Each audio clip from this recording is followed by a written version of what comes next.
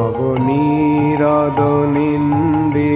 কান্তিধারম রসসাগর নাগর ভূপবরং। हरे कृष्णा। धन्यवाद। हरे कृष्ण। हम लोग श्रीमद् भागवतम के अष्टम स्कंद में है, 16वां अध्याय चल रहा है। आज हम लोग श्लोक संख्या 18 से कंटिन्यू करेंगे। श्रीमद् भागवतम 8.16.18 ऑनवर्ड्स 18 नंबर श्लोक रिपीट करिए प्लीज। श्री शुक उवाच श्री शुक उवाच एवं अभ्यार्थितो अदित्य एवं अभ्यार्थितो अदित्य कस्ताम आह स्मयान इव कस्मन्तामम् अहं स्मयामि। अहो माया बलं विष्णु अहो मायाबलं विष्णु स्नेहबद्धम इदं जगत। स्नेहबद्धम् इदं जगत्। अनुवाद। अनुवाद। श्री सुखदेव गोस्वामी ने आगे कहा, जब अदिति ने कश्यप मुनि से इस प्रकार प्रार्थना की तो वे कुछ मुस्काए और उन्होंने कहा, ओह, भगवान श्री विष्णु की माया कितनी प्रबल है, जिससे सारा संसार बच्चों के स्नेह से बंधा रहता है। तात्पर्य। कश्यप मुनि अपने पत्नी के कष्ट के प्रति निश्चित रूप से सहानुभूति रखते थे, फिर भी वे चकित थे कि सारा संसार स्नेह से किस प्रकार प्रभावित है। यहाँ वो क्या चीज बताना चाह रहा है? कौन किसका स्नेह है? क्या बताना चाह रहा है? पुत्र के प्रति। हाँ, अदिति अपने पुत्रों के प्रति कितना स्नेह है, उसीलिए इतना कुछ मांग रहा है उन लोग का भलाई के लिए। क्वदेहो भौतिको अनात्मा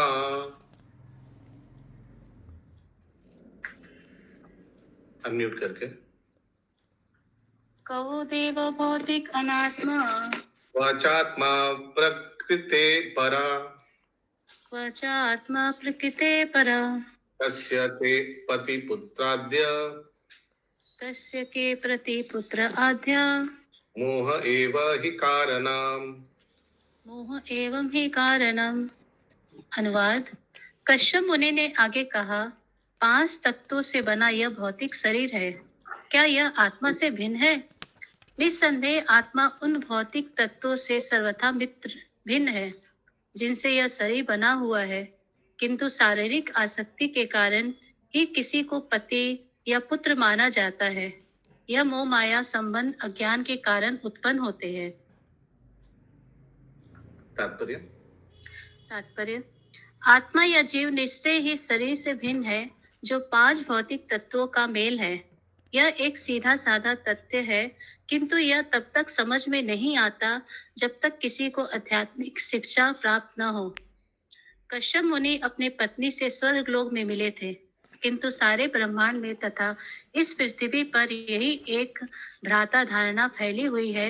जीवों में विभिन्न कोटियां होती है, किंतु उनमें से लगभग सभी देहात्म बुद्धि के वशीभूत होते हैं। दूसरे सब क्या चल रहा है? अच्छा ठीक है, आत्मा शरीर अलग है, ठीक है। कश्यप मुनि अपने स्त्री को स्वर्ग में मिले थे, ठीक है।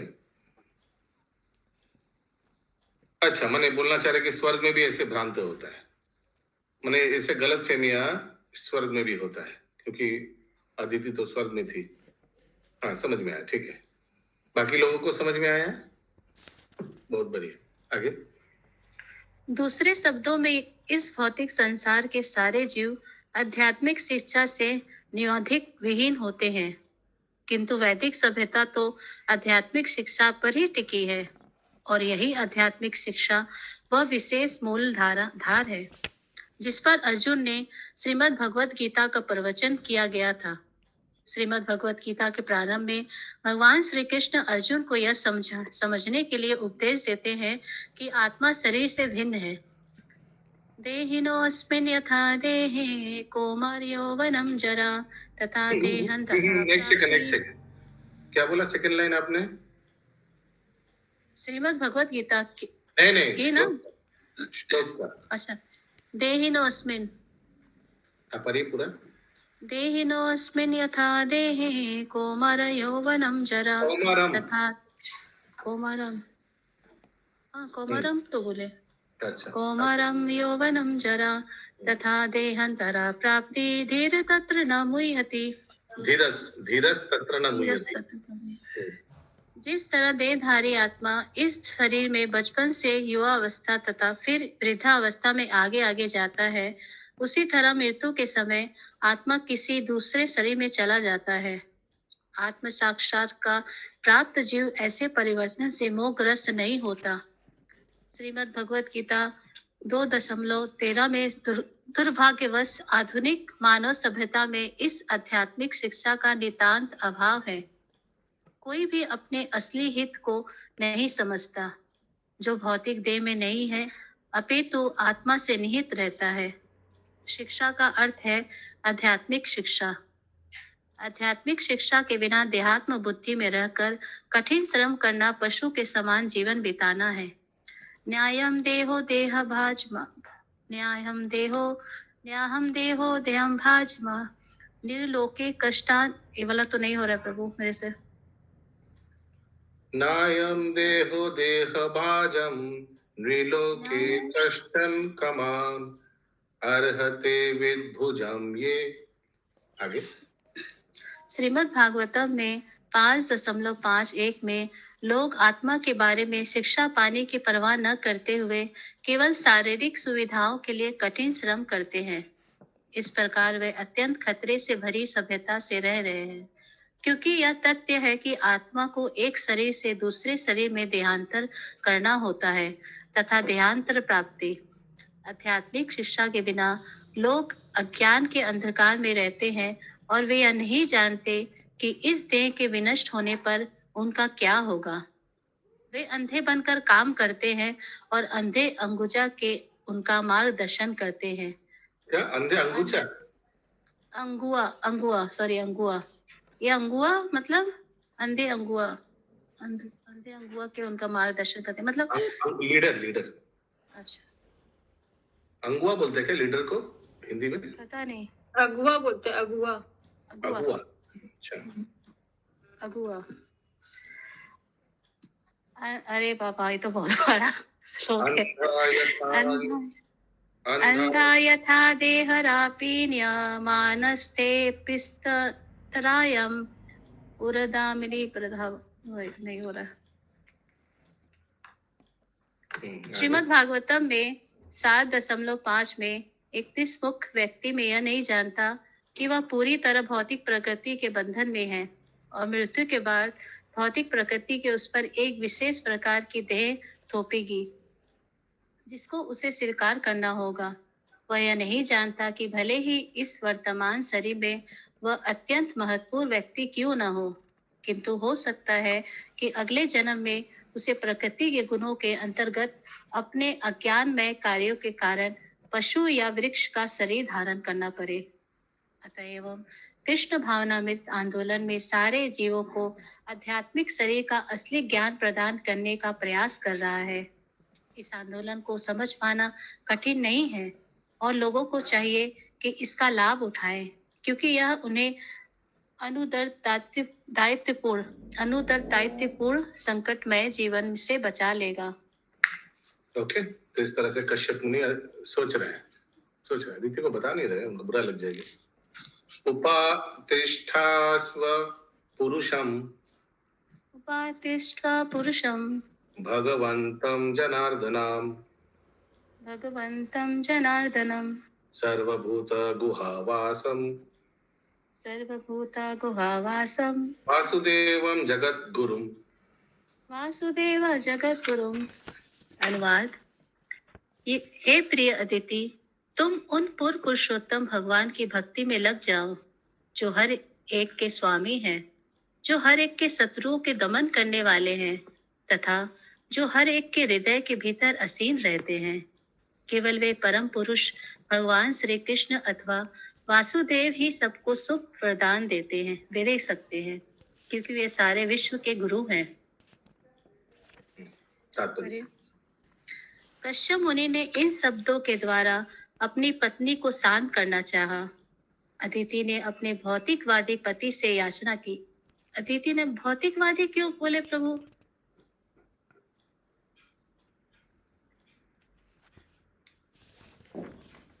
वो तो उस स्तर से ऊपर थे ना। हम्म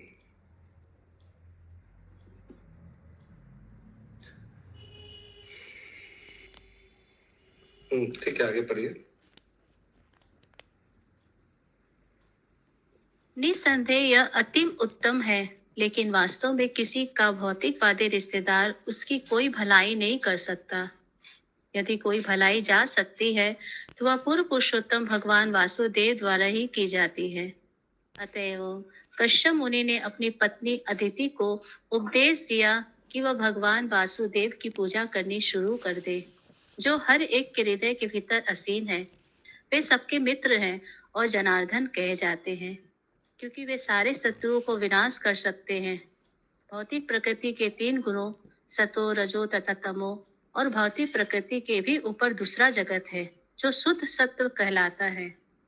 भौतिक जगत में सत्य गुण सर्वश्रेष्ठ माना जाता है, किंतु भौतिक कलमश के कारण कभी कभी सतोगुण भी रजो तथा तमोगुण से पराजित हो जाता है। किंतु जब कोई व्यक्ति इन गुणों की स्पर्धा को पार करके अपने आप को भक्ति में सेवा में लगाता है, तो वह भौतिक प्रकृति के 3 गुणों से ऊपर उठ जाता है। उस दिव्य अवस्था में वह शुद्ध चेतना को प्राप्त होता है। सत्य विशुद्ध वासुदेव सत्य विशुद्ध वासुदेव नहीं, शाब्दितम् सत्वं विशुद्धं वासुदेव सब्दितम्। सत्वं विशुद्धं वासुदेव सवित्वम् श्रीमद् भागवतम शाब्दितम। ओके, श्रीमद् भागवतम में 4.3 में 23 में भौतिक प्रकृति के ऊपर वह पद है जो वासुदेव कहलाता है। अर्थात भौतिक कलमश से मुक्ति केवल इसी पद पर मनुष्य को पूर्व पुरुषोत्तम भगवान वासुदेव की अनुभूति हो सकती है। इस प्रकार वासुदेव पद आध्यात्मिक आवश्यकता की पूर्ति करता है। वासुदेव सर्मृति स महात्मा सुदुर्लभ। यस, बोलिए माता जी। प्रभु जी, भौतिक प्रकृति के ऊपर वह पद है जो वासुदेव कहलाता है, इसका मतलब? यानी इसको इस तरह से लीजिए, मैंने विशुद्ध सत्व गुण वैसे उस स्तर को, ठीक है, उस स्तर का नाम भी वासुदेव है, ऐसे बोलते हैं। प्रभु, ब्रह्मभूत अवस्था कह सकते हैं। ब्रह्मभूत अवस्था कह सकते हैं। यस, आगे। जब मनुष्य वासुदेव अर्थात पूर्व पुरुषोत्तम भगवान की अनुभूति हो जाए, like self realisation stage, pure devotional stage नहीं बोलेंगे, क्योंकि भौतिक आसक्ति चला गया, बस। आगे। जब मनुष्य को वासुदेव अर्थात पूर्व पुरुषोत्तम भगवान की अनुभूति हो जाती है तो वह अत्यंत उन्नत बन जाता है, जैसा कि श्रीमद् भगवत गीता 10.10 में पुष्टि हुई है। परमात्मा वासुदेव हर एक के हृदय में स्थित है। श्री भगवान कहते हैं, तेषां सतत युक्तानां भजता प्रीतिपूर्वकं ददाति बुद्धि योगम तम येन माम उपयान्ति ते। जो लोग निरंतर भक्ति में लगे रहते हैं वो प्रेम पूर्वक मेरी पूजा करते हैं, उन्हें मैं वह बुद्धि देता हूँ जिससे वे मेरे पास आ सके। ईश्वर सर्वभूतानां ऋषि अर्जुन तिष्ठति। ऋषि नहीं, रिद्धेश है। रिद्धेश, अच्छा। हे अर्जुन, श्री भगवान हर एक के हृदय में स्थित है। श्रीमद् भगवत गीता 18.61 में कहा गया है, भोक्तारं यज्ञ तपसां सर्वलोका महेश्वरं सुहृदां सर्वभूतानां ज्ञात्वा मां शान्तिमिच्छति। ऋषिगण मुझे समस्त यज्ञों तथा तपस्याओं को चरम प्रयोजन, समस्त लोकों तथा देवताओं का परमेश्वर तथा समस्त जीवों का उपकारी तथा शुभ चिंतक जानकर भौतिक कलेशों के चंगुल से शांति प्राप्त करते हैं। श्रीमद् भगवत गीता 5.29 में कहा गया है, जब कोई ये कहा गया है, मत बोलिए। नहीं कहा गया, अच्छा हाँ, मेरे मुंह से निकल जा रहा है। हाँ, जब कभी कोई परेशान हो तो उसे वासुदेव श्री कृष्ण के चरण कमलों की शरण करनी चाहिए। वे भक्त को इन सारी कठिनाइयों को पार करने तथा भगवत धाम जाने की बुद्धि प्रदान करेंगे।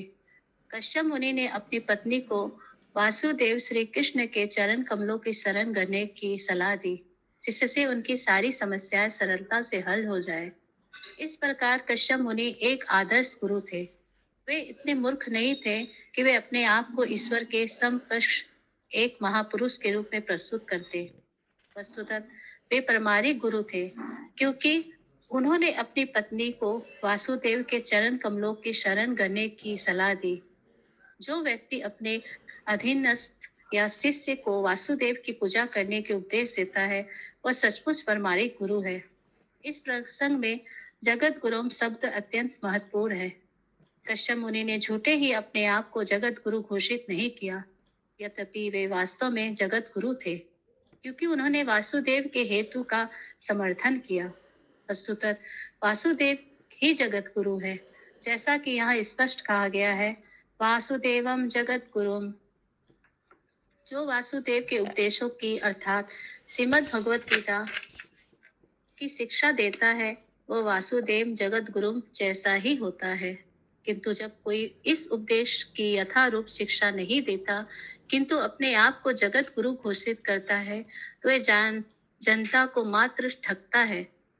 भगवान श्री कृष्ण ही जगत गुरु है, और जो भगवान श्री कृष्ण की ओर यथारूप में भगवान श्री कृष्ण के उपदेशों की शिक्षा देता है, उसे जगत गुरु स्वीकार किया जा सकता है। जो अपने खुद के सिद्धांत स्वयं गढ़ता है, उसे जगत गुरु माना जा सकता है नहीं माना जा सकता। वह झूठे ही जगत गुरु बन बैठता है। सविदश्यति ते कामान सविद्यषति ते कामान हरिर्दीनानुकंपना। अनम्यूट करके।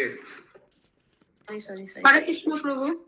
প্রভু এই তাৎপর্যের কয়েকটা লাইন বাদে লাস্টের দিকে জড়া প্রকৃতির গুণের অতীত যে স্থিতি তাকে বলা হয়, এখানে আমাদের বাংলা বইতে লেখা আছে বসুদেব। তা বসুদেব হবে না বাসুদেব হবে? वसुदेव बांग्लाय, वासुदेव हिंदी में क्या बोलता है? कृष्ण का पिता का नाम क्या बोलता है आप लोग हिंदी में? वसुदेव ना। वसुदेव, वासुदेव, वसुदेव, वसुदेव, ठीक है। वसुदेव और बंगाली में বসুদেব। এটা কিন্তু একটা স্থিতির নাম। হ্যাঁ হ্যাঁ হ্যাঁ ওই অবস্থার নাম। হ্যাঁ হ্যাঁ হ্যাঁ ঠিক আছে। अनुवाद। प्रभु श्लोका पूरा नहीं हुआ ना। सविदश्यति ते कामान सविद्यषति ते कामान हरिर्दीनानुकंपना हरिदीनानुकंपना अमोघ भगवद भक्तिर अमोघा भगवत भक्ति नेतारेति मतिर मम। नेतारेति मति। अनुवाद। दिनों पर अत्यंत दयालु पूर्व पुरुषोत्तम भगवान तुम्हारी सारी इच्छाओं को पूरा करेंगे, क्योंकि उनकी भक्ति अच्युत है। भक्ति के अतिरिक्त अन्य सारी विधियां व्यर्थ है, ऐसा मेरा मत है। तात्पर्य। मनुष्य 3 प्रकार के होते हैं, अकाम, मोक्ष काम तथा सर्व काम, जो इस भौतिक जगत के मोक्ष। तो पहला श्लोक में बता रहे, अभी इसके आगे वाला पिछले श्लोक में बताया, इसीलिए तुम वासुदेव का भजन कीर्तन करो। इस श्लोक में बता रहे, तब तुम्हारा जो इच्छा है वो भगवान वासुदेव पूर्ण करेगा। आगे तात्पर्य। मनुष्य 3 प्रकार के होते हैं, आकाम, मोक्ष काम तथा सर्व काम। जो इस भौतिक जगत की मोक्ष पाना चाहता है, वो मोक्ष काम है। जो इस भौतिक जगत को पूरा पूरा भोग करना चाहता है, वो सर्व काम कहलाता है। किंतु जिसने सारी इच्छाओं पहले ही पूरी कर ली है और अपने जिसे कोई भौतिक इच्छा नहीं सताती, वह अकाम कहलाता है। भक्त को कोई इच्छा नहीं होती। सर्वपादि विनिर्मुक्तम तत्परित्वेन निर्मलम। वह शुद्ध होता है और भौतिक इच्छाओं से मुक्त होता है। मोक्षकामी परम ब्रह्म में विलीन होकर मोक्ष प्राप्त करना चाहता है। अतएव ब्रह्म में विलीन होने की इच्छा, इस इच्छा के कारण वह अभी शुद्ध नहीं हुआ होता। और जहाँ मुक्ति की इच्छा वाले मोक्षकामी ही अशुद्ध हो, वहाँ कर्मियों के विषय में क्या कहा जाए। जिनके अनेक इच्छाओं की पूर्ति करनी होती है, वे फिर भी शास्त्रों का कथन है। अकाम सर्व कामो वाम मोक्ष काम उदारथी त्रिवेन भक्ति योगेन यजेत पुरुषम परम। चाहे कोई सब कुछ चाहता हो या कुछ भी नहीं चाहता हो, वह श्री भगवान में तदाकार होने की इच्छा करता हो, वह बुद्धिमान तभी है यदि वह दिव्य प्रेमा भक्ति द्वारा भगवान श्री कृष्ण की पूजा करता है। श्रीमद् भागवतम में 2.3.10 कश्यप मुनि ने देखा कि उनकी पत्नी अदिति अपने पुत्रों के कल्याण के लिए कुछ भौतिक इच्छाएं हैं। फिर भी उन्होंने उन्हें पूर्व पुरुषोत्तम भगवान की भक्ति करने की सलाह दी। दूसरे शब्दों में, चाहे कोई कर्मी हो या ज्ञानी अथवा योगी हो या भक्त, उसे सदा वासुदेव के चरण कमलों की शरण करनी चाहिए और उनके दिव्य प्रेमा भक्ति करनी चाहिए, जिससे उनकी सारी इच्छाएं पूरी हो सके। भगवान श्री कृष्ण दीन अनुकंपन है, वे सब पर परम दयालु रहते हैं।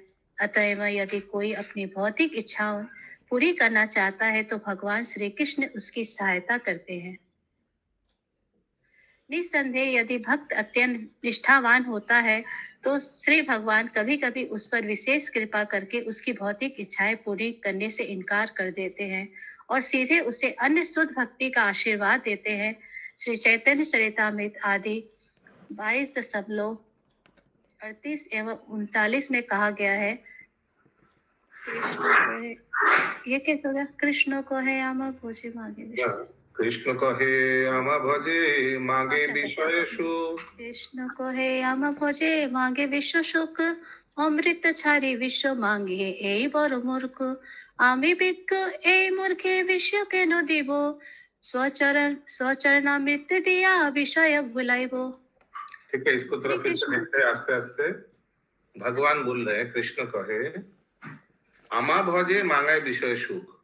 मेरा भक्त है, मेरे को भजन कर रहा है, लेकिन मांग क्या रहा है? विषय वासना। अमृत छारी विश्व मांगे ए बड़ो मूर्ख। सोचिए, एक स्टोरी आया था ना, एक बूढ़ी औरत थी, वो सिलाई कर रही थी। सिलाई करते करते हाथ से सुई गिर गया। उनका आंख रोशनी भी ठीक नहीं था, तो बहुत तीव्रता से भगवान को पुकारा, हे वासुदेव। और भगवान इतना करुण पुकार सुनकर तुरंत प्रकट हो गए। तो भगवान प्रकट हो गया तो भगवान से क्या मांगा उन्होंने? हे प्रभु सुई ढूंढ दो। तो भगवान ने सुई ढूंढ दिया, चला गया। हरे कृष्ण। तो लेकिन यहाँ भगवान बोल रहे हैं कि ये भक्त मेरे को भजन कर रहा है लेकिन विषय सुख मांग रहा है। अमृत छोड़कर भगवान को जब पा सकते, लेकिन वो अमृत छोड़कर क्या विषय मांगे थे। ये बड़ो मूर्ख। लेकिन ठीक है, वो मूर्ख है, मैं तो नहीं। आमी विज्ञ ये मूर्ख विषय क्या ना दीबो। ठीक है, वो मांग ले, ठीक है, लेकिन मैं क्यों दूं? मैं क्या दूंगा? मैं स्व चरणामृत दिया, उसको चरणामृत पिला पिलाकर विषय को भुला दूंगा। हरे कृष्ण। और विषय कुछ मांगेगा ही नहीं। यस, बोलिए। तो भगवान तो ये भी बोल रहे हैं ना, उनकी भौतिक इच्छाएं भी पूर्ण करता हूँ। नहीं, ऐसा बोला नहीं है। आगे श्री कृष्ण कहते हैं, यदि कोई मेरी दिव्य प्रेमा भक्ति में लगा रहकर साथ ही भौतिक भोग का ऐश्वर्य चाहता है तो वह बहुत बड़ा मूर्ख है। वह निस्संदेह ऐसे पुरुष के तुल्य है जो विश्वान करने के लिए अमृत छोड़ देता है। चूंकि मैं अत्यंत बुद्धिमान हूँ, अतः एवं मैं इस मूर्ख को भौतिक संपन्नता क्यों दूं? मैं तो उसे अपने चरण कमलों के शरण का अमृत ग्रहण करने तथा मोहमय भौतिक भोग को भूलने के लिए प्रेरित करूंगा। यदि भक्त किसी भौतिक इच्छा के साथ साथ भगवान श्री कृष्ण के चरण कमलों में निष्ठा पूर्वक अपने मन को लगाना चाहता है तो भगवान श्री कृष्ण उसे सीधे शुद्ध भक्ति प्रदान कर सकते हैं। और उसकी सारी भौतिक इच्छाओं तथा संपत्ति को हर सकते हैं। यह भक्तों के प्रति श्री भगवान का विशेष अनुग्रह होता है। अन्यथा यदि कोई भगवान श्री कृष्ण की भक्ति करता है किंतु फिर भी भौतिक इच्छाएं पूरी करना चाहता है, तो वह ध्रुव महाराज के ही समान सारी भौतिक इच्छाओं से मुक्त हो सकता है, किंतु इसमें कुछ समय लग सकता है। तथापि यदि कोई निष्ठावान भक्त मात्र भगवान श्री कृष्ण के चरण कमलों को चाहता है, तो भगवान श्री कृष्ण उसे भक्ति प्रदान करते हैं।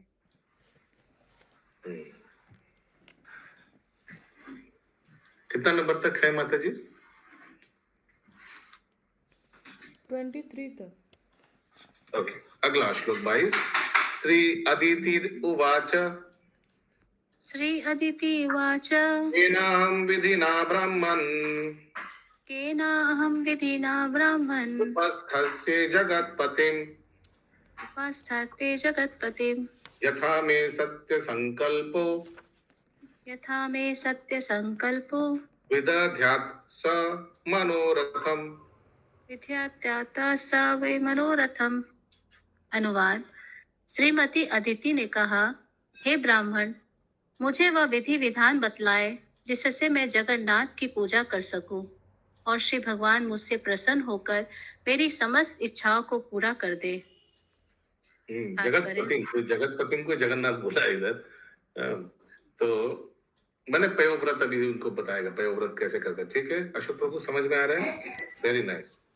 तात्पर्य कहा गया है, आपन चेहित होत नाही, प्रभु चेहित तत्काल। इस तरह कोई मनुष्य अनेक वस्तुएं चाह सकता है, किंतु जब तक पूर्व पुरुषोत्तम भगवान इन इच्छाओं को पूरा नहीं करते, तब तक वे पूरी नहीं हो पाती। ठीक है, भोजपुरी था क्या? अपन हाँ, नहीं, ये शायद दोहा है ना, आपन चेती होत नाही, प्रभु चेती तत्काल। ये तो 100% भोजपुरी है। हाँ ठीक बोल रहा भारती माता जी। हाँ हाँ, पहली बार आया ना ये भोजपुरी वर्ड। आगे। किंतु जब पूर्व पुरुषोत्तम भगवान कहाँ से शुरू? अच्छा, किंतु जब पूर्व पुरुषोत्तम भगवान इन इच्छाओं को पूरा नहीं करते, तब तक वे पूरी नहीं हो पाती। इच्छा की पूर्ति सत्य संकल्प कहलाती है। यहाँ पर सत्य संकल्प शब्द अत्यंत महत्वपूर्ण है। अदिति ने अपने आप को अपने पति की दया पर छोड़ दिया, जिससे वे उसे ऐसे आदेश दे सके जिनके द्वारा वह पूर्व पुरुषोत्तम भगवान की पूजा करके अपनी सारी इच्छाओं की पूर्ति कर सके। शिष्य को पहले तय करना चाहिए कि मैं परमेश्वर की पूजा करूंगा, तभी गुरु अपने शिष्य को सही निर्देश देंगे। कोई अपने गुरु के ऊपर शासन नहीं चला सकता। जिस प्रकार रोगी वैद्य से किसी दवा विशेष की मांग नहीं कर सकता, यही पूर्व पुरुषोत्तम भगवान की पूजा का शुभारंभ है। जैसा कि श्रीमद् भगवत गीता 7.16 में पुष्टि की गई है, चतुर्विद्या भजन्ते माम जना सुकृतम अर्जुन आर्थो जिज्ञासु सुरार्थी ज्ञानी च भरतर्षभ। हे भरत श्रेष्ठ, 4 प्रकार के शुद्ध लोग मेरी भक्ति करते हैं। आर्थ, धन के इच्छुक, जिज्ञासु तथा परम पूर्व के ज्ञान की खोज करने वाले। अदिति आर्थ अर्थात विपदाग्रस्त थी। वे अत्यंत दुखी थी क्योंकि उनके पुत्र देवतागण हर वस्तु से वंचित हो चुके थे। अतः वे अपने पति कश्यप मुनि के निर्देशन पे पूर्व पुरुषोत्तम भगवान की शरण लेना चाह रही थी।